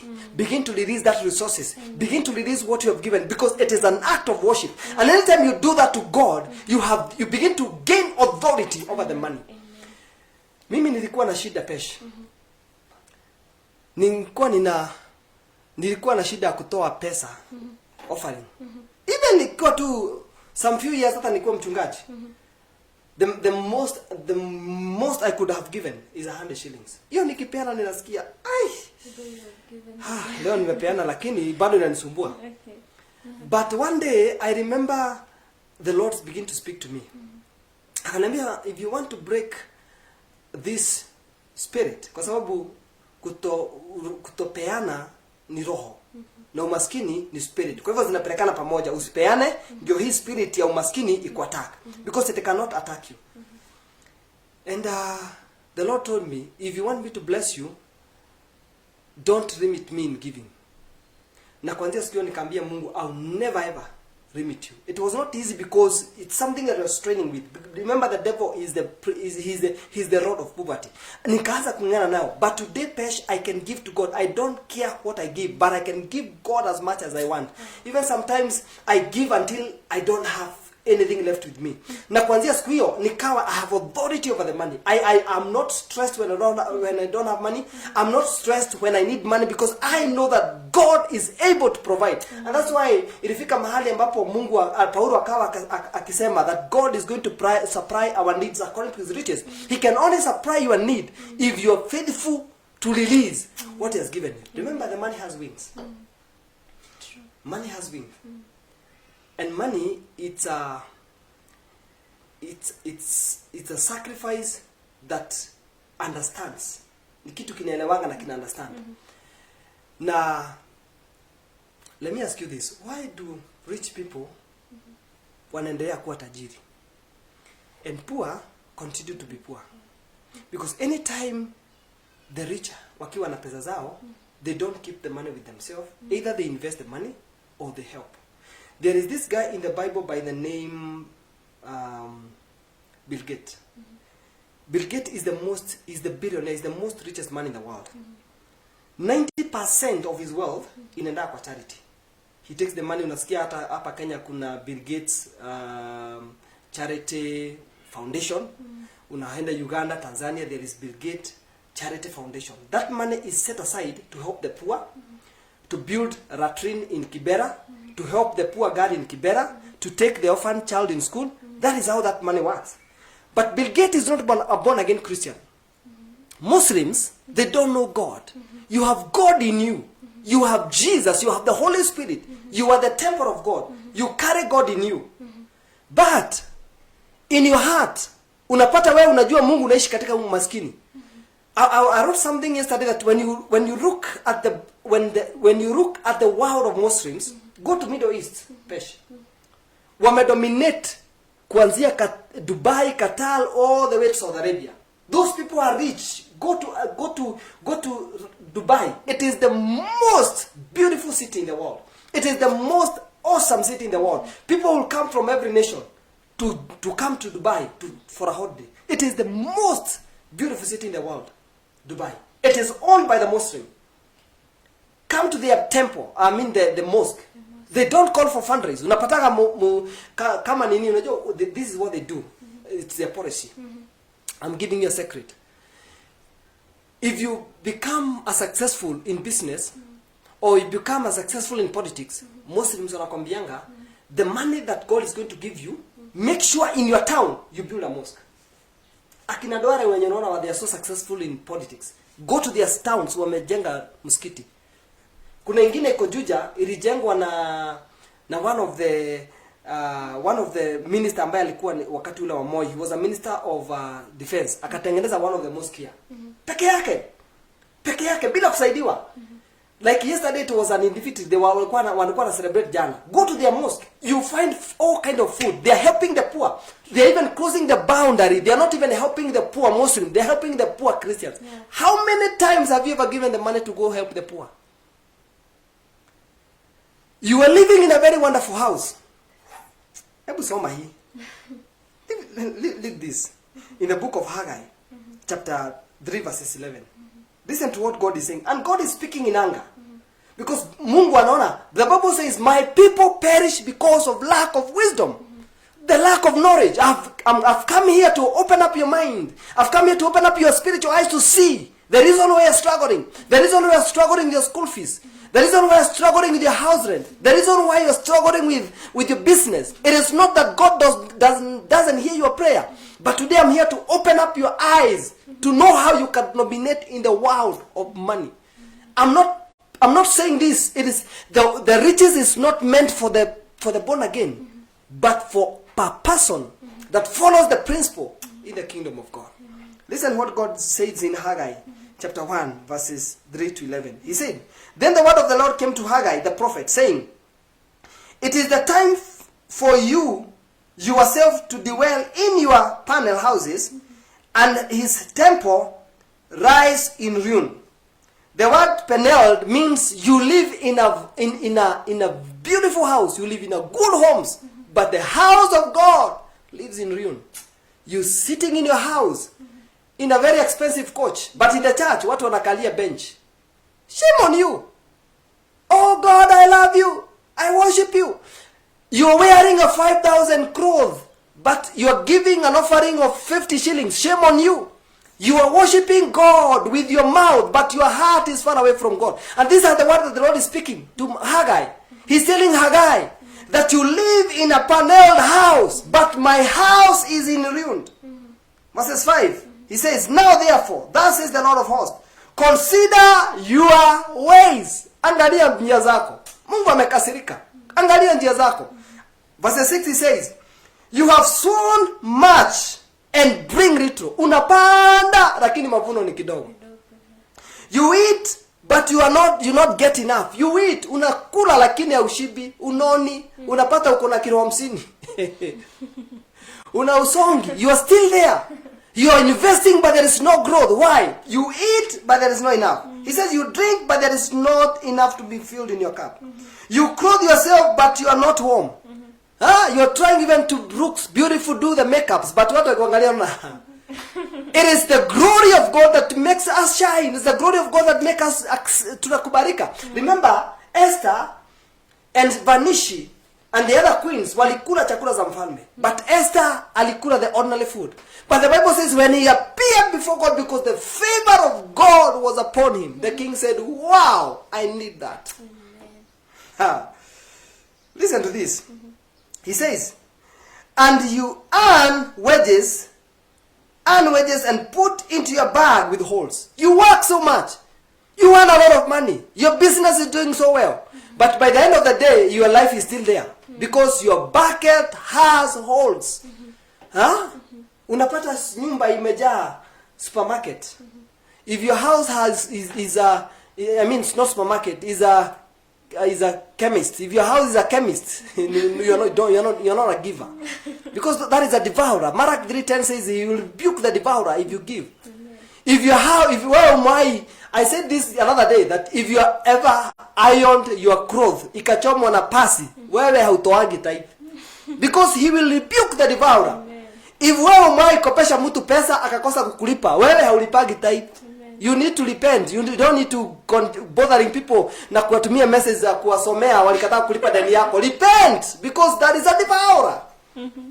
If you have ever paid pesa kwa matatu, umelipa matatu na makanga bado wanakuharaza na kwambia hujalipa pesa, unaitisha change, umepeana 1,000 na nakwambia wewe unaitisha change na hata hujalipa, you've never paid the tithe, because that is a devourer. God has opened that door, and that's why he said you earn wages, put in your bag with holes. Verse 7, he says, thus says the Lord of hosts, consider your ways, go up up into the mountain and bring woods.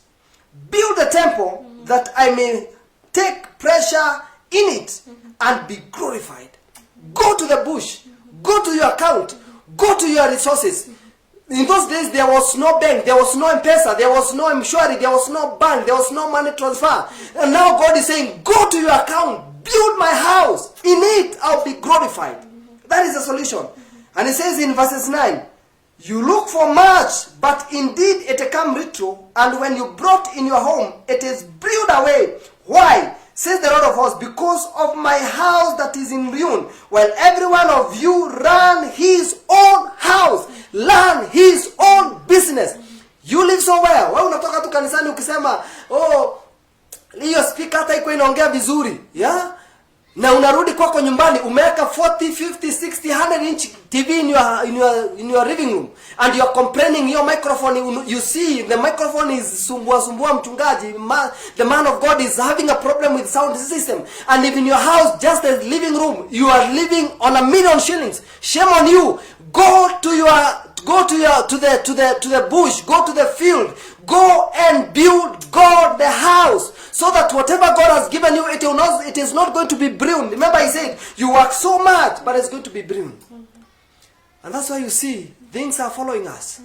Unapata mtu amefanya investment pesh, but during the time ambaye ako supposed kwenda retire, pesa zake zote zinakuwa na ugonjwa. Kansa inahiti nyumbani, inahiti baba. Mama, wakati tu mnaenda tu kuamka kidogo kurudi normal, ile trauma mmekuwa nayo, ingine inakuja. Unapata you've been working all the days of your life, but by the end of the day you live a miserable life. Why? Because he said that whatever you work, it is going to be blown away. Verse 10. Therefore, the heavens above you will hold the dew, and the earth will hold the fruit.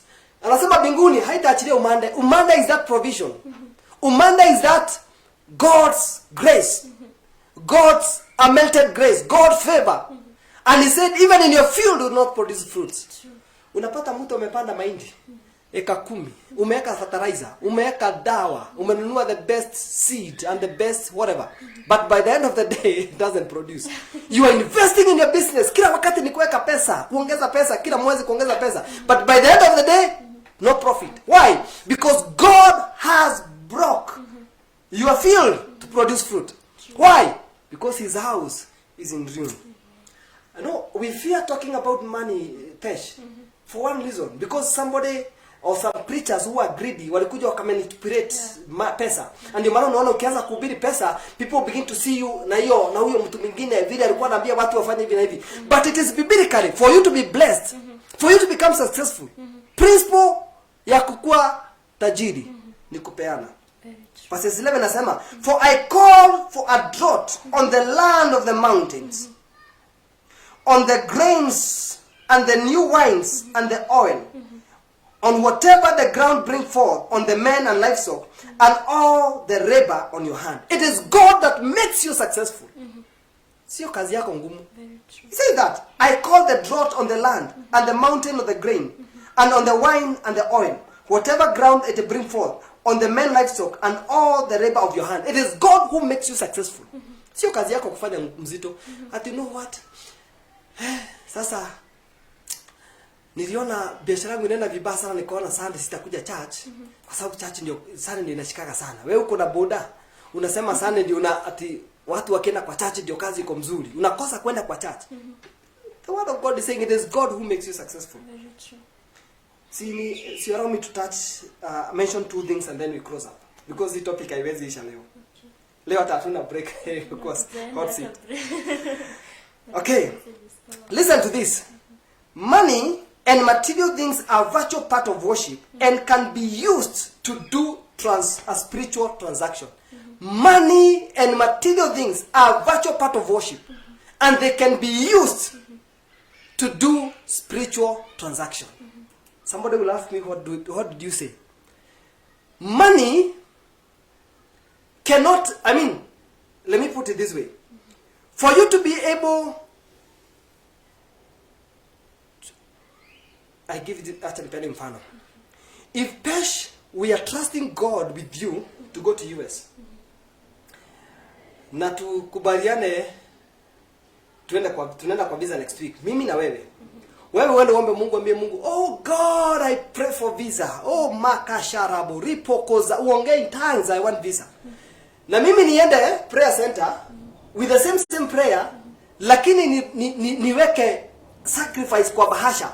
Niambie Mungu, Father, I'm praying that you may open the door for me. And Lord, I give this sacrifice so that you may back up my prayer. Between me and you, wewe utazidi kuomba. Mimi tenda visa niambiwe, hey, hata hakuna maswali mingi, visa ndio hiyo. Wewe utaenda para ulizwe maswali, ulizwe bank statement, ulizwe watoto wako ni wangapi, and by the end of the day unyimwe visa, because there is no material thing that is used as a the spiritual transaction in your life. Second thing, money can transact grace. Money can transact grace. Ni nini kilifanya Mungu ambie tu? We've just read that verse in 1 King when Solomon is going before God, and they were supposed to give a 1 bull, and he has given 1,000 bull, na akawin grace mbele ya Mungu. Mungu mwenyewe anakuja kuuliza Solomon, what can I do to you? Grace, neema. Mungu mwenyewe anakuja anakuambia, I want to bless you. Jane, I want to bless you. Peter, I want to bless you. What do you want me to do for you? Because you have attracted grace to God because of giving. Number 3, giving shows the level of sacrifice. If you're a giver to God, it shows the level of your sacrifice. Because God does not measure the level of sacrifice because of going to church very early in the morning, by giving and doing all those things. But He looks at different aspects of life. How you live, how you give, and how faithful you are to God. He measures that. And giving is one of the ways that God measures the level of your sacrifice. Amen. And finally, money can be used to seal spiritual covenants. Amen.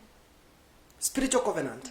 Remember when God is making covenant with Abraham, anamwambia, go bring me a heifer, go bring me 2 birds, go bring me a pigeon, go bring me this. And when the Bible says when he bring it, walipoitoa, ilipoichinja, maandiko ikasema Mungu alipoiteketeza na moto, Biblia inasema it became a sweet smelling aroma to God. Na maandiko ikasema God declared to Moses that I'm going to make you a father of great nation. Remember Noah, he's coming from ark. He has given two akazingiza kwa Noah. Lakini alipotoka pale, remember hata kuna upungufu, because they were only there for 40 days. Amechukua ng'ombe 2, mbuzi 2, ndovu 2, kuku 2. Kwa hivyo kuna upungufu. Kama kuku ni 2 na utoa hizo kuku, hiyo generation inaisha. But the Bible says when he came out of the ark, he gave God a sacrifice. Out of the ritual. Unajua wakati mwingine tunaambia Mungu, niko na kidogo, Mungu sasa nikitoa itabaki na nini? Noah hakuuliza Mungu maswali. The Bible says he gave. And when he gave, the Bible says God said to Noah, never again will I kill a man with water. Na Mungu akatoa rainbow as a covenant, that this is a covenant. I swear with this that I will never kill a man with water. I think we can take a break. Okay. Or we finish up kabisa. Maybe you can recognize 2 people that are watching us. Online, and I know that you have learned something about money. For me here, I'm very much touched, and I know that even you, my viewer, wherever you are taking notes, and you have learned something that you didn't know. And I just want to read some of your comments here that are coming in, but because of time we won't be able to read all your comments, but just know that we have got them, and in case of any question we will answer it to you. I can see Joel Mwaura saying giving is the transaction in the spiritual realm, powerful. There is also Teresa John saying God help us to be faithful with the little we have. Thank you so much. I can also see Edna here saying giving is an act of worship. Hallelujah. There is another person here who was asking a question. He was asking what is the difference between sacrifice, offering. That comment I am not seeing it, but there is. Oh yeah, it is here. Okay.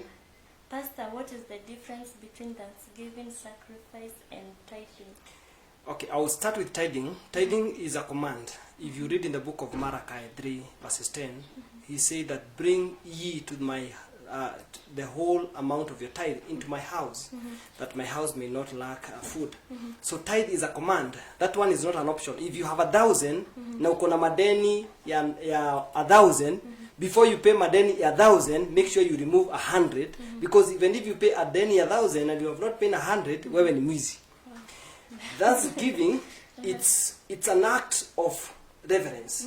You're telling God, I thank you, Father, for you blessed me. So I give you an act, I give you thanksgiving, I give you back as thanksgiving for you to, for a way of appreciation. Na thanksgiving inafunguaga milango ya continuous supply kwa Mungu. So tithe rebukes the devourer. Thanksgiving inafunguaga milango ya continuous supply. Kama mwezi huu umefanya kazi mwezi mzima na Mungu amekubariki na kazi imeenda vizuri, tolea Mungu 10% ya tithe, and then tolea Mungu sadaka ya shukrani kwa sababu hiyo mwezi umeenda vizuri na hakuna shida, ili mwezi ujao kutakuwa na continuous supply. Offering, the Bible says, give as per what God has blessed you. Give as per your heart. Kila Mungu amekubariki nacho, tolea Mungu kama vile amekubariki. So thanksgiving, offering and tithe, all of them, they are different. Doesn't mean when you give tithe, it may replace thanksgiving. At when you pay an offering, it may replace tithe. All of them, they are important in the house of God because all of them, they have the meaning. And when I come maybe next Friday, because we'll continue with this topic money, I'll try to define the dedication, sacrifice, thanksgiving sacrifice, first fruit sacrifice, tithe sacrifice, and all those sacrifices about mentioned in the Bible, because all of them, they have the prophetic meaning and the biblical meaning, and they are all important in the house of God. Wow, thank you. The person who asked that question, I hope we have answered it correctly and you have understood. And because of time, I will just, I want us to wind up. Maybe there is another one here with asked by one Irene Nganga. Irene Nganga is saying, he's saying, meaning when you work on a madeni zetu, we don't tithe. That's why they don't refund back. Irene, I want to make you understand this. Okay. God does not contradict himself with his word. Mungu hajichanganyishi na neno lake. And that's why the Bible says in the book of Malachi 3:10 that he will rebuke the devourer. The devourer ni hiyo madeni unapeana inakosa kulipwa. Ni hiyo biashara inaanguka. Ni hiyo unapata umenunua vitu zimeharibika, umenunua vitu zingine zimespoil, unaenda hasara. Umepata pesa, wakati unafikiria kufanya kitu fulani watoto wanagonjeka, unatumia pesa zote na hospitali. That is a devourer. And the Bible says when you give faithful tithe, because you may be giving tithe, Irene, but you are not faithful giver. You may be, God measures tithe in this way, tukimalizia. He does not look at just one giving, but there are three ways of giving tithe. Giving faithfully, and consistency. That means you don't give this end month or this week and then unaruka tena miezi mingine 3 unatoa tena. Hapana, he looks consistent. Consistent kusema kila wakati wewe uko mwaminifu, you give as God blesses you. Kama mwezi ulikuwa na 200 ukatoa shilingi 20, mwezi mwingine akakupea 300 ukatoa 30, unaendelea consistent. Haurukaruki unasema hii mwezi ni kubaya sana, watoto wanarudi shule kwa hivyo sitatoa. Nitatoa mwezi wa 5 kwa sababu watoto watakuwa shule. That is being unfaithful. Na hiyo haitazuilia Mungu hata kama ulitoa last month faithful na mwezi hujatoa. You are counted as a thief. Na kwa hivyo when you become a thief, there is an open door of a devourer in your life. Wow, that is very nice, and I just feel like we can keep on continuing, but because of time, I want us to end our today's lunch hour there. And Reverend, you can just pray for us. You can pray for a person there who has difficulties in giving. Sometimes you may find that that person is willing to give, but he or she doesn't know what happened. He just found that he has used all the money. Yes, he was willing to give, but in between something happens and Apata has a piano, and he keeps, that person has a lot of regret. So I just want you to pray for us. Okay. Before I pray, let me say this. If you have a loan of the bank, the first thing the bank asks you is to open an account with them and allow all your transaction, all your incoming and outgoing money in your account to go through them, so that kama ni mimi nakutumia shilingi 10,000, bank inakatia zao kwa bank. Before even you take your money, they deduct their money. But God has refused to do that because he wants to measure the level of your faithfulness. So kama Mungu anakatia deni yake kwa kwa kiti kingi, kuna watu wangetembea maskini. But God gives you the money and watch you from the far to see your faithfulness. Let me pray for you. Father, I thank you for people that have listened to us today. Lord, I know this topic of money is one of the topic that the devil doesn't want the church to know, because he wants us to live in poverty so that he can oppress us, so that he can manipulate us, so that he can take advantage of us, oh Lord. But I pray today, Father, I have introduced something that I know it is so sensitive in the kingdom. Lord, I pray that you may help your people. I know there are people that are willing to give, but the spirit of stinginess is attacking them. Father, I pray today that you may loose every shackle, every chain that stops them, hinder them from being faithful giver. And I pray that, Lord, as you give them the burden to give, as you begin to train them, teach them, Lord, I know giving is it's a worship. It's one thing that it's one thing that is so boring. We don't like giving. But Lord, I pray that you may help them, because the channel for them to be blessed, it is to give. Father, I pray for them whenever they are watching us from. Even those that are living in debt, Lord, I pray that you may help them cover their debts so that they may be faithful in giving, in the mighty name of Jesus. I give you praise, Lord. As we meet here next time to continue, I pray that your word will continue binding us in one spirit. In Jesus' mighty name we pray. Amen. I'm Reverend John Mwangi, and I'm Pastor Sozo Ministries International. They're in Kenyatta Road, and we also in YouTube. You can follow us in all these teachings. Most of them are in our YouTube, Sozo Ministries Juja. You can go there and make sure you subscribe, and you'll be able to see all these teachings in Jesus' name. Amen.